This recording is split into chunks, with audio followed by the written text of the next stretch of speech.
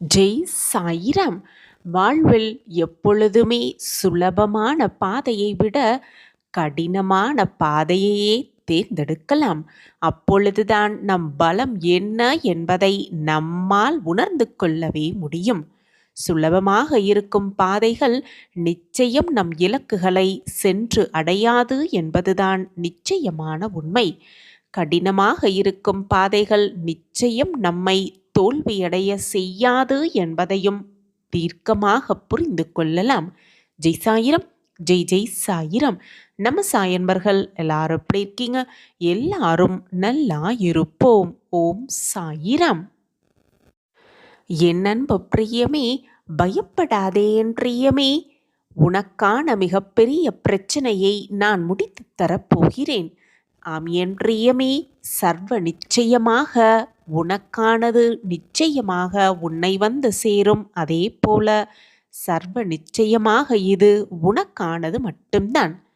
என் அன்பு பிரியமே, நல்ல நேரம் வரட்டும், நல்ல காலம் வரட்டும் என்று ஒவ்வொரு விஷயத்தையும் நீ தள்ளி போடும் பொழுது, ஒவ்வொரு விஷயத்தையும் தள்ளிக்கொண்டே போகும் பொழுது வீணாகும் பல நல்ல நேரங்களை வாழ்வில் நீ திரும்ப பெறவே முடியாது என்பதை நினைவில் வைத்து கொண்டு செயல்படு. ஆம் என் பிரியமே, மிக சிறந்த ஓவியம் கூட ஒரு சிறு புள்ளியிலிருந்துதான் துவங்குகிறது. உன்னுடைய வாழ்க்கையும் அப்படித்தான். நீ செய்யும் சின்ன சின்ன செயல்களிலிருந்துதான் உன்னுடைய எதிர்காலம் பிறக்கிறது என்பதை புரிந்து கொள். உன்னுடைய திறமைகளும் செயல்களும் தான் உனக்கான எதிர்காலத்தை உருவாக்குகிறது. உன்னுடைய திறமையை வளர்த்து கொள்ளும் செயல்களுக்கு நிச்சயமாக முக்கியத்துவம் கொடுக்க பழகு. கடந்து போன வாழ்வை பற்றியும், முடிந்து போன நிகழ்வை பற்றியும், கடந்து போன நாட்களை பற்றியும் கவலைப்பட்டு கொண்டே இருக்காதே என் பிரியமே. நிச்சயமாக உன்னால் சாதிக்க முடியும். நிச்சயமாக மிகப்பெரிய பிரம்மாண்டத்தை உன்னால் உருவாக்க முடியும் என்பதை நீ முதலில் நம்பு. உன்னுடைய எண்ணத்தை நீ மாற்றினால் உன்னுடைய வாழ்வும் நிச்சயமாக மாறும். என் அன்பு பிரியமே, உன்னுடைய எண்ணத்தை மாற்றினால் உன்னுடைய வாழ்வும் மாறும் என்பதை உணர்த்தும் விதமாக ஒரு சிறிய கதையை பார்க்கலாம். ஒருவருடைய வாழ்க்கையை மாற்ற வேண்டும் என்றென்றால் அவருடைய சிந்தனையை முதலில் மாற்றியாக வேண்டும். இதை உணர்ந்து கொண்டு செயல்பட்டாலே போதும், நிச்சயமாக பிரம்மாண்ட மாற்றம் நடந்தே தீரும். எப்பொழுதுமே பரபரப்பாக இயங்கிக் கொண்டிருக்கும் ஒரு சிறிய நகரம் அது. அந்த நகரத்தோடு தெருக்களில் நிறைய கடைகள் இருக்கும். எப்பொழுதுமே மக்கள் இந்த பக்கம் அந்த பக்கம் போய்கொண்டே இருப்பார்கள். அந்த அளவிற்கு மிகவும் பரபரப்பாக இயங்கிக் கொண்டிருக்கும் அந்த நகரம். அந்த தெருவின் ஓரத்தில் ஒரு பெரிய மரம் இருந்தது. அந்த மரத்திற்கு அடியில் ஒரு வயதான மனிதர் எப்பொழுதுமே உட்கார்ந்து பிச்சை எடுத்துக்கொண்டே இருப்பார். கொஞ்சம் வயது முதிர்ந்திருந்த அந்த நபர் எப்பொழுதுமே அவர் எதையுமே செய்ய மாட்டார். தாடி வைத்துக்கொண்டு அழுக்கான கிழிந்து போன சட்டையை போட்டுக்கொண்டே இருப்பார் அந்த மனிதர். அங்கு உட்கார்ந்து கொண்டு ஏதாவது தர்மம் பண்ணுங்கள் என்று சொல்லி அங்கு போகும் வரும் எல்லோரிடமும் அவருக்கு கேட்டுக்கொண்டே இருப்பார். தர்மம் கேட்டுக்கொண்டே இருப்பார். இது தினம் தினம் செய்து கொண்டே இருந்தார். ஒரு சில மனிதர்கள் அவரை பார்த்து பாவமாக இருக்கிறது என்று சொல்லி ஒரு சில நாணயங்களை கொடுப்பார்கள். ஒரு சிலர் அவர்களிடம் இருக்கும் சாப்பாட்டை கொடுத்து விட்டு போவார்கள். இதுதான் அவருடைய வாழ்க்கை. இதை ஒவ்வொரு நாளும் அவர் செய்து கொண்டே இருந்தார். அவர் அந்த வாழ்க்கையை விட்டு வெளியில் வர வேண்டும் என்று சொல்லி என்றைக்குமே நினைத்ததே கிடையாது. அவர் எண்ணம் பிச்சை எடுப்பதிலேயே இருந்தது. அதற்கான முயற்சிகளிலும் கூட அவர் ஈடுபட்டதே கிடையாது. அப்படி இருக்கும் சமயத்தில் ஒரு சமயம் என்ன ஆயிற்று என்றால், ஒரு மனிதர் அந்த பிச்சைக்காரரிடம் வருகிறார். வந்தவர் சிரித்த முகத்தோடு இவரிடம் பேச ஆரம்பிக்கிறார். அதற்கு அந்த பிச்சைக்காரரும், என்னப்பா, என்ன விஷயம் என்று கேட்கிறார். உங்களிடம் ஏதாவது இருந்தால் கொடுத்துவிட்டு போங்களேன் என்று சொல்லிவிட்டு அவரிடம் தர்மம் கேட்டுக்கொண்டிருந்தார் அந்த வயதான மனிதர். ஆனால் அதற்கு அந்த மனிதர் சொல்கிறார், பாருங்க ஐயா, நான் உங்களுக்கு எந்த ஒரு தானமும் கொடுக்கப் போவது கிடையாது. காசும் கொடுக்கப் போவதில்லை, உணவும் கொடுக்கப் போவது கிடையாது. ஆனால் அதற்கு பதிலாக வேறு ஒரு பரிசு கொடுக்கப் போகிறேன் என்று சொல்கிறார். அந்த பிச்சைக்காரருக்கு எதுவுமே புரியவில்லை, ஒன்றுமே விளங்கவும் இல்லை. என்னையா சொல்றீங்க, என்ன பரிசு அது என்று விசாரிக்கவும் செய்கிறார். அதற்கு அந்த மனிதர் ஒரு சிறிய கண்ணாடியை எடுத்து அந்த மனிதரிடம் கொடுக்கிறார். அந்த கண்ணாடி முகம் பார்க்கும் கண்ணாடி, சுற்றியும் மரச்சட்டகம் போட்டு மிகவும் அழகாக இருந்தது. அதை கொடுத்துவிட்டு, நீங்கள் ஒன்று எனக்காக செய்தாகணும். இதற்கு பிறகு தினம்தோறும் காலையில் எழும் பொழுது இந்த கண்ணாடியை பாருங்கள். பார்த்துவிட்டு அந்த கண்ணாடியிடம், இன்று என் வாழ்வு எப்படி இருக்கப் போகிறது, எப்படி மெருகேற்றலாம், எப்படி புதுப்பிக்கலாம் என்று தினமும் கண்ணாடியை பார்த்து மட்டும் கேளுங்கள் என்று சொல்லிவிட்டு அந்த மனிதர் அந்த வயதான மனிதரிடம் அந்த கண்ணாடியை கொடுத்துவிட்டு சென்று விடுகிறார். பிச்சைக்காரருக்கு எதுவுமே புரியவில்லை. என்னதிது, கண்ணாடியை போய் கொடுத்துவிட்டு போகிறாரே பரிசாக, இதை வைத்துக்கொண்டு நான் என்ன பண்ண முடியும்? ஏதாவது சாப்பிட கொடுத்திருந்தால் கூட பரவாயில்லை, வைத்து கொள்ளலாம் இந்த கண்ணாடியை என்று சொல்லிவிட்டு அதையும் தன் பையில் வைத்து கொள்கிறார் வயதான மனிதர். மறுபடியும் அடுத்த நாள் காலையில் எழுந்தவுடனே அவருக்கு அந்த கண்ணாடி ஞாபகம் வருகிறது. அந்த கண்ணாடியை எடுத்து அவருடைய முகத்தை பார்க்கிறார். அந்த மனிதர் சொன்ன மாதிரி அந்த கேள்வியை கேட்கலாம் என்று நினைத்து நேற்றைய தினத்தை நான் உற்று பார்க்கிறேன். இன்று நான் என்ன மாற்ற வேண்டும் என்று சொல்லிவிட்டு அந்த கேள்வியை சிரித்துக்கொண்டே, மிகவும் சிரித்துக்கொண்டே அந்த கண்ணாடியை பார்த்து கேட்கிறார் வயதான மனிதர். நேற்றைய நாளை விட இன்றைய நாளில் நான் என்ன மாற்றியமைக்க வேண்டும் என்று சிரித்துக்கொண்டே மேலும் அந்த கண்ணாடியிடம் ஒருமுறை கேட்டுவிடுகிறார் வயதான மனிதர். ஆனால் அந்த கேள்வி கேட்டதற்கு பிறகு அவருடைய முகத்தை அந்த கண்ணாடியில் பார்க்கிறார். அவருடைய முகம் சுருக்கம் விழுந்து வயதான ஒரு முகத்தோற்றம் தெரிகிறது. அங்கங்கே சட்டையெல்லாம் கிழிந்திருப்பது அவர் கண்களுக்கு தெரிகிறது. அவருடைய தலை எப்பொழுதுமே சீவாமல் மிகவும் களைந்திருந்ததும் அவர் கண்களுக்கு தெரிகிறது. சரி, இன்று நாம் நம் தலையையாவது சீவிக்கொள்வோம் என்று சொல்லிவிட்டு பக்கத்தில் இருக்கும் ஒரு சீப்பை எடுத்து அவர் தலையை வாரி விடுகிறார் அந்த மனிதர். தலையை சீவி முடித்ததற்கு பிறகு அந்த கண்ணாடியை மறுபடியும் வைத்துவிட்டு பிச்சை எடுப்பதற்காக மீண்டும் அந்த மரத்தடியில் போய்விடுகிறார் மனிதர். இப்பொழுது என்ன நடக்கும் என்று மறுபடியும் அதே கேள்வியை அந்த கண்ணாடியை பார்த்து கேட்கிறார். ஆனால் அன்று அவர் முகத்தில் இருக்கும் தாடி கொஞ்சம் சரி பண்ணலாம் என்று சொல்லி அதை சரியும் செய்கிறார். அவருடைய சட்டை அழுக்காக இருந்தது, அதை துவைத்து போட்டுக்கொள்ளலாம் என்று நினைத்து ஒவ்வொரு நாளும் ஒவ்வொரு விஷயமாக அவரை மாற்றிக்கொண்டே இருக்கிறார் அந்த மனிதர். ஒவ்வொரு நாளும் அவருடைய மாற்றம் அவருக்கே தெரிய ஆரம்பித்தது. இதற்கு முன்பாக உட்கார்ந்து கொண்டு யாராவது தர்மம் பண்ணுவார்கள் என்று சொல்லிவிட்டு மிக மிக ரம்யமாக அவர் வாழ்வை வாழ்ந்து கொண்டிருந்தார். ஆனால் இப்பொழுது எல்லோரிடமும் எழுந்து நின்று சிரித்த முகத்தோடு பேச ஆரம்பித்தார். எல்லோரிடமும் தர்மம் பண்ணுங்கள் என்று கேட்பதற்கு பதிலாக, எப்படி இருக்கிறீர்கள், உங்களுடைய நாள் எப்படி போகிறது என்று சொல்லி எல்லோரிடமும் அன்பாக பேச ஆரம்பிக்கிறார். இதனால் எல்லா மனிதர்களும் இவரிடம் பேசுகிறது மிகவும் நன்றாக இருக்கிறது என்று சொல்லி கொஞ்சம் நேரம் அவரிடம் நின்று பேசிவிட்டு போனார்கள். நிறைய பேர் அவருக்கு நிறைய காசும் கொடுக்க ஆரம்பித்தார்கள். இந்த விஷயம் அங்கு இருக்கும் எல்லோருக்குமே புதிதாக இருந்தது. ஒரு சில மனிதர்கள் எல்லாம், என்னங்கய்யா, உங்களிடம் நிறைய மாற்றம் தெரிகிறதே என்று கேட்டு சொல்லி வெளிப்படையாகவே கேட்க ஆரம்பிக்கவும் செய்தார்கள்.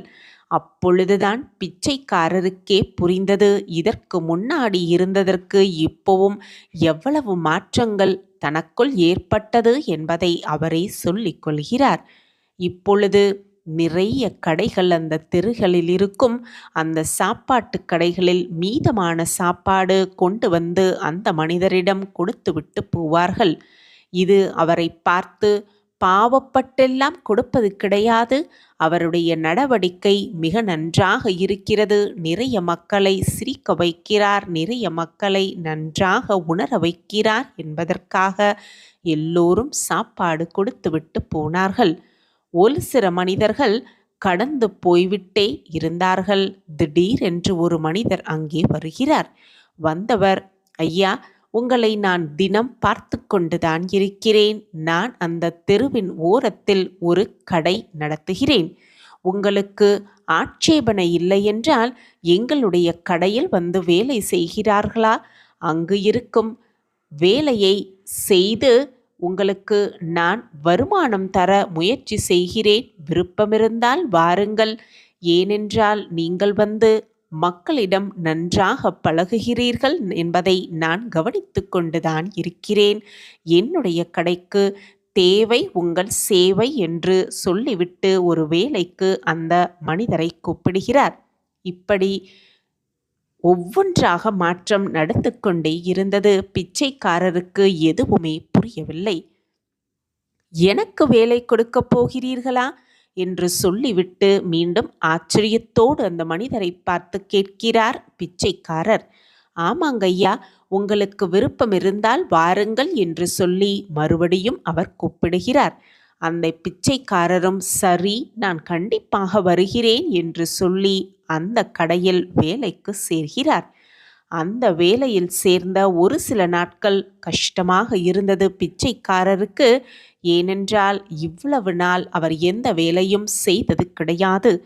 ஆனாலும் அந்த வேலைகளை பொறுமையாக நிதானமாக கற்றுக்கொள்கிறார். அவருடைய நடவடிக்கை எல்லோருக்குமே பிடித்து போனது. இப்பொழுது எல்லோருமே அவருடைய நடவடிக்கை பிடித்தது மாதிரி அந்த கடைக்கு வரும் அனைவருமே அவரிடம் நன்றாக பேசி பழக ஆரம்பித்தனர். இதனால் அந்த முதலாளியோடு லாபமும் அதிகமானது. இப்பொழுது அந்த வயதான மனிதருக்கு சம்பளமும் அதிகப்படுத்தி கொடுத்தார் முதலாளி. ஒரு சில வருடங்களில் இந்த வயதான மனிதர் சிறியதாக ஒரு கடையவே ஆரம்பித்தார். அந்த கடை ஒரு டீ கடை என்பது நன்றாக மிக பிரம்மாண்டமாகவே இருந்தது. அந்த டீ கடையில் எல்லா மக்களிடமும் சிரித்த முகத்தோடு டீ கொடுத்து கொண்டு இருப்பார் அந்த வயதான மனிதர்.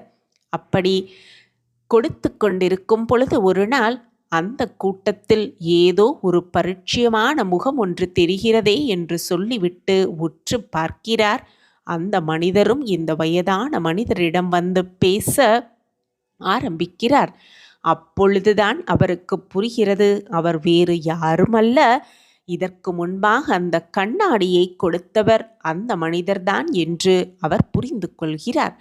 உடனே அந்த வயதான மனிதரிடம் போய், ரொம்ப நன்றிங்க ஐயா, நீங்க அன்று கொடுத்த அந்த சிறிய பரிசு என்னுடைய வாழ்வையே மாற்றிவிட்டது என்று சொல்லி சந்தோஷமாக அவருக்கு நன்றி சொல்கிறார்.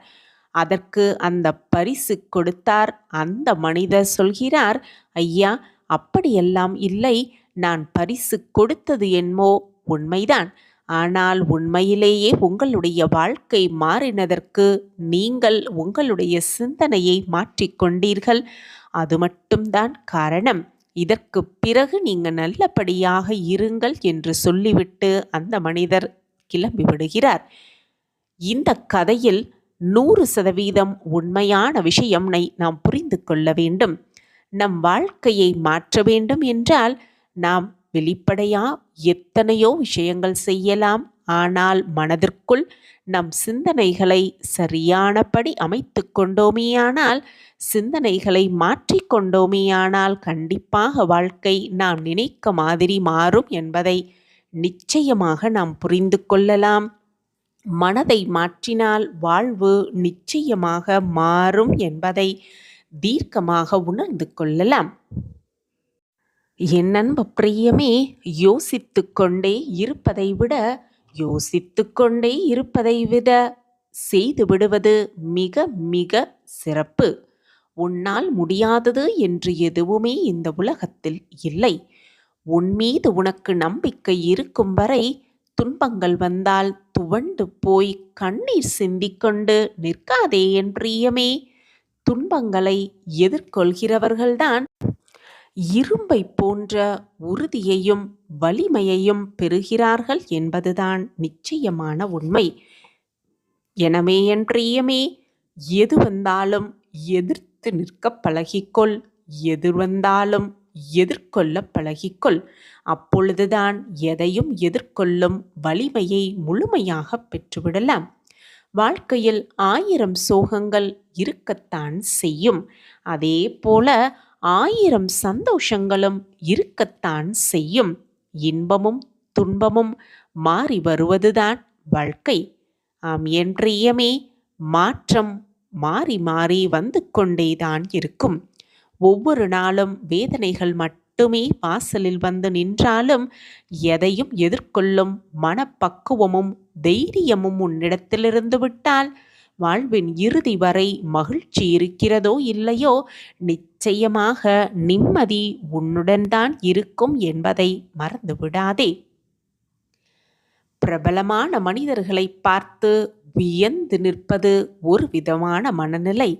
அவர்கள் எப்படி பிரபலமானார்கள் என்கிற வழியை கண்டுபிடித்து உணர்வது மற்றொருவரின் மனநிலை. ஆம் என் பிரியமே, ஒவ்வொருவரின் மனநிலை மாறுபட்டது. உன்னுடைய பலத்தை நீ பெருக்கிக் கொண்டால் நீயும் நிச்சயமாக பிரபலமான மனிதராக மாற்றிவிடலாம். வாழ்வை மாற்றி அமைத்து விடலாம். ஒரு செயலை செய்ய துவங்கிவிட்டு அதை முழுவதுமாக செய்து முடிக்கவில்லை என்றால் நீ தோற்றுவிட்டாய், எதற்கும் சரிப்பட்டு வரமாட்டாய் என்று அர்த்தமல்ல என் பிரியமே. உன்னுடைய பின் அடைவுகளுக்கு என்ன காரணமாக இருக்கும்? உன்னை ஜெயிக்க விடாமல் தடுப்பது எது என்பதை தெரிந்து கொண்டு புரிந்து கொண்டு அதை திருத்திக் கொண்டு தொடர்ந்து முயற்சியை நீ செய்தால் நீதான் எப்பொழுதும் எந்த இடத்திலும் முதலிடத்தில் இருப்பாய் என்பதை புரிந்து கொள். மற்றவர்களைப் போல இருப்பதற்கு நீ எதற்கு என் பிரியமே? உன்னைப் போல இருக்க பழகு. மற்றவர்களைப் போல வாழ்வதற்கு நீ எதற்கு? யாரைப் போல இருக்க வேண்டும் என்று யோசிப்பதை விட்டுவிட்டு தனித்துவமாக இருப்பது எப்படி என்று யோசனை செய். உனக்கென்று ஒரு தனித்துவம் இருக்கத்தான் செய்கிறது. நீ நீயாகவே இருப்பது எப்படி என்று யோசிப்பதே சிறந்தது. மற்றவர்களின் அடையாளத்தின் பின்னால் பாதுகாப்பாக நின்று கொண்டிருப்பதை விட உன்னுடைய தனித்துவமான அடையாளம் என்ன என்பதை கண்டுபிடித்து அதன் பின்பாக ஓடு. அப்பொழுது கண்டிப்பாக வாழ்க்கை உன்னை பிரம்மாண்டமாகவே உயர்த்தும். ஒழுக்கமாக நடக்கவில்லை என்றால் எதுவுமே உனக்கு சரிவர நடக்காது. நல்லது எதுவுமே நிகழாது. ஆனால் தைரியமாக, ஒழுக்கமாக, நம்பிக்கையாக உன்னுடைய வழியில் நீ பயணம் செய்தால் எல்லாம் உனக்கு நன்மையாகவே நடக்கும். நல்ல விதமாகவே இருக்கும். ஆம் என் பிரியமே, உன்னுடைய எண்ணத்தை முதலில் மாற்று. எண்ணத்தை மாற்றாமல் உன்னால் எதையுமே மாற்றியமைக்கவே முடியாது. எதையுமே மாற்றவே முடியாது. வாழ்க்கையில் இப்பொழுது உன்னிடம் எது வேண்டுமானாலும் இல்லாமல் இருக்கலாம். ஆனால் அதற்கான வழியும் தெரியாமல் இருக்கலாம். அதற்காக எதுவுமே உனக்கு கிடைக்காது என்ற தவறான முடிவுக்கு நீயே வந்து விடாதே. எல்லாம் ஒரு நாள் உனக்கு சாதகமாக நடக்கும். சாதகமாக்க நான் அனைத்து வேலைகளையும், என்னால் முடிந்த அனைத்து வேலைகளையும் என் பிரியமான கண்மணிக்காக செய்து கொண்டே இருப்பேன். என் மீது முழுமையாக நம்பிக்கை வைத்திருக்கும் என் பிள்ளையை நான் விட்டுவிட மாட்டேன் என் பிரியமே. அப்பா இருக்கிறேன் என்று தைரியமாக இரு. நீ நினைக்காத மாற்றத்தை நான் உனக்காகவே மாற்றியமைப்பேன். நிச்சயமாக மாற்றியமைப்பேன். குழந்தையை, நம்பிக்கையாக என்னுடைய கைகளை பற்றிக்கொள். பொறுமையாக, மிக பொறுமையாக என்னுடைய வார்த்தைகளை உன் காதில் வாங்கிக்கொள். நீ இல்லாமல் பாதியிலே சென்று விட்டால் உன் பயணம் எப்படி முடிவு பெறும் வெற்றிகரமாக? கவலைப்படாதே குழந்தையே, உனக்கான மங்கள வாழ்க்கையை நான் உனக்கு தருவேன். மிகப்பெரிய உதவி ஒன்று உன் வீடு தேடி வந்து கொண்டே இருக்கிறது. இது உன் சாயப்பாவின் சத்திய வாக்கேதான். நீண்ட நாட்களுக்கு சுகமாக வாழப் போகிறாய் என் குழந்தையே. கவலைப்படாமல் இரு. நிச்சயமாக நீ புண்ணியம் பெற்ற, பாக்கியம் பெற்ற என் அதிர்ஷ்டசாலி குழந்தை. கயிறு கட்டி பறவையை இழுப்பது போல உன்னை என் பக்கம் இழுத்து வைத்துள்ளேன். இனி உன் வாழ்வில் எல்லாம் சந்தோஷமாக, சூழ்நிலையாக மாறும் நேரம் எல்லாம் கூடி வந்திருக்கிறது. அந்த நேரத்தில் இப்படி கவலைப்பட்டு கொண்டே உட்கார்ந்திருக்காமல் சந்தோஷ செய்தியை கேட்டு மிக ஆனந்தமாக இரு. மிகப்பெரிய உதவி உன் வீடு தேடி வந்து கொண்டே இருக்கிறது. இந்த உலகத்தில் யார் நகன்றாலும், இந்த உலகமே மாறினாலும் கூட உன் சாயப்பா துவாரகாமாயியில் இருக்கும் உன் சாயி தேவா எப்பொழுதும் உன்னுடன் தான் இருந்து கொண்டிருப்பேன். என் பார்வை எப்பொழுதும் உன்னுடன் தான் இருந்து கொண்டிருக்கும். 8 திக்கிலும் இருந்து நான் உன்னை காத்து ரட்சித்து கொண்டே இருப்பேன். உன்னில் எப்பொழுதும் நான் இருப்பேன்.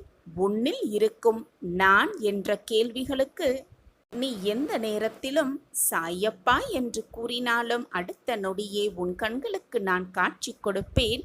உன் கண்களுக்கு தெரியும்படி நான் உன் கண்களுக்கு தெரிவேன். நீ வாழ்க்கையில் ஜெயிக்க வேண்டியது 2 விஷயங்கள் இருக்கிறது. ஒன்று உன்னுடைய பலமும், மற்றொன்று உன்னுடைய பக்தியும் தான். இவற்றை நீ ஜெயித்து விட்டால் உன் வாழ்க்கையில் லட்சியத்தை நீ அடைந்து விட்டாய். உன் வெற்றிக்கான தேடல் முடிவடைந்து விட்டது என்றுதான் அர்த்தம். காண வெற்றி காலம் ஆரம்பமாகிவிட்டது குழந்தையே. இனி நீ மகிழ்ச்சியாகவே வாழப் போகிறாய். இப்பொழுது உன் வாழ்க்கையில் நடந்து கொண்டிருக்கும் நிகழ்வுக்கும் இப்பொழுது நீ இருக்கும் நிலைமைக்கும் நீதான் பொறுப்பு. முழுமையாக நீயேதான் பொறுப்பு. ஒன்றை நன்றாக புரிந்து கொள் என் பிரியமே. நடப்பதெல்லாம் நன்மைக்கே என்று நீ நினைத்து வாழ பழகிவிட்டால் மகிழ்ச்சியை நீ தேடி செல்ல வேண்டிய அவசியமில்லை. மகிழ்ச்சியே உன்னை தேடி வரும். சர்வ நிச்சயமாக உனக்கு நடந்தது, நடந்து கொண்டிருப்பது, இனி நடக்கப் போவது எல்லாம் என்னுடைய இஷ்டப்படிதான் நடந்து கொண்டிருக்கிறது. நீ ஒன்றும் குழம்ப வேண்டிய அவசியமே இல்லை. எல்லாம் நன்மைக்கே, நடப்பது எல்லாம் நன்மைக்கே என்று அமைதியாக இரு. காலம் ஒரு நாள் உன்னை உயர்த்தும். உன் வாழ்க்கையில் உன்னை உயர்த்த செய்யும். நடப்பது எல்லாம் நன்மைக்கே. அதனால் நடந்து கொண்டே இரு, போராடிக்கொண்டே இரு. ஜெயித்து விடலாம். என்றாவது ஒரு நாள் நிச்சயமாக ஜெயித்தே காட்டலாம். பிரச்சனைக்கு சிறந்த ஆயுதம் என்ன தெரியுமா? பொறுமைதான். பொறுமை அனைத்திற்கும் பதில் தரும். அதற்கு கால தாமதம் வேண்டுமானால் ஆகலாம். ஆனால் ஒரு போகும் தோற்றே போகாது. என் அன்பு பிள்ளையே, எந்த வார்த்தையை நீ மீண்டும் மீண்டும் சொல்லிக்கொண்டே இருக்கிறாயோ அது உன் வாழ்வில் என்றாவது ஒரு நாள் பலித்தே விடும். சேர வேண்டிய நேரத்தில், சேர வேண்டிய தருணத்தில் அதை நிச்சயமாக உன்னிடம் நான் வந்து சேர்ப்பேன். நம்பிக்கை, பொறுமை என 2 நாணயங்களை நீ சேகரித்து வைத்துக்கொள் என்றுதான் நான் அடிக்கடி சொல்லிக்கொண்டே இருக்கிறேன். ஆனால் நீ அவசரப்படுகிறாய். என் மீது மட்டுமல்ல, வாழ்வின் மீதும் நம்பிக்கை வேண்டும். அதுதான் மிகவும் முக்கியம். எதிர்காலத்தின் மீதும் நம்பிக்கை மிக அவசியம். இப்போது உள்ள நிலையில் எல்லாம் உனக்கு எதிராக போன்றது போல தோன்றினாலும் அதை பற்றி கவலைப்படாதே. இது உலக இயல்புதான். எல்லோருக்கும் இது சர்வசாதாரணம்தான். எதற்கும் ஒரு முடிவு உண்டு. பிரச்சனை என்று வந்துவிட்டால் அதற்கான முடிவு நிச்சயமாக இருக்கும். துன்பம் என்று வந்துவிட்டால் அதற்கான இன்பம் நிச்சயமாக இருக்கும். நல்லவர் என்றுமே தோற்பதில்லை. நம்பியவர் கைவிடப்படுவதும் இல்லை என சொல்லப்பட்டது வெறும் வார்த்தை ஜாலங்களுக்காக அல்ல, அனுபவத்தால் வந்த வார்த்தைகள் அவை. அவற்றின் மீது நம்பிக்கை வை. இன்று முதல் நீடித்த பொறுமையை கடைப்பிடி. கஷ்டத்தை சகித்து கொள்ள பழகிக்கொள். எதையும் எதிர்த்து நின்று போராடு. விதி உன் வாழ்வின் தன் விளையாட்டை உச்ச நிலைக்கு கொண்டு வந்தாலும் சரி, தைரியத்தோடு இரு, எதிர்த்து நில். அனைத்தையும் வெல்லலாம் நிச்சயமாக. ஒரு முடிவுக்கு வர இன்னும் சில காலம் நீ காத்திருக்கத்தான் வேண்டுமா சாயிநாதரே என்று என்னிடம் கேட்கிறாய். காத்திருப்பதற்கான பலன் நிச்சயமாக உனக்கு கிடைக்கும். தக்க பதில் உன்னிடம் கொண்டு வந்து உன் சாயி தேவா நான் சேர்ப்பேன். கவலைப்படாதே. ஆழமான நம்பிக்கை என்மேல் கொள்பவர்களும் ஆத்மாவில் சுத்தமானவர்களும் பாக்கியசாலிகளே. நீ பாக்கியசாலிதான். நான் தேர்ந்தெடுத்த பொக்கிஷம் நீ. நிச்சயமாக உன் வாழ்வில் நீ முன்னேறுவாய். இதை இப்பொழுது இந்த நொடி நீ கேட்டுக்கொண்டிருந்தால் நீ உன் வாழ்க்கையில் அதிர்ஷ்டத்தை செய்து கொண்டிருக்கிறாய் என்பதுதான் நிதர்சனமான உண்மை. நீ பாக்கியசாலிதான். நீ பரிசுத்தமானவர்தான். நான் கூறுவது போல் என் வாக்கின்படி நீயும் நம்பிக்கையோடும் பொறுமையோடும் இதுநாள் வரை காத்திருந்தாய்.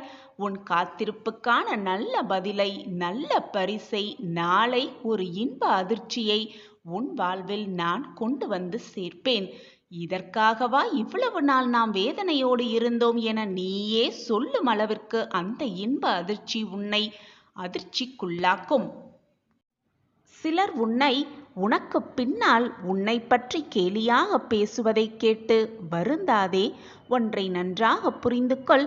அவர்கள் விமர்சனம் செய்யும் காரணம் என்ன என்று தெரியுமா?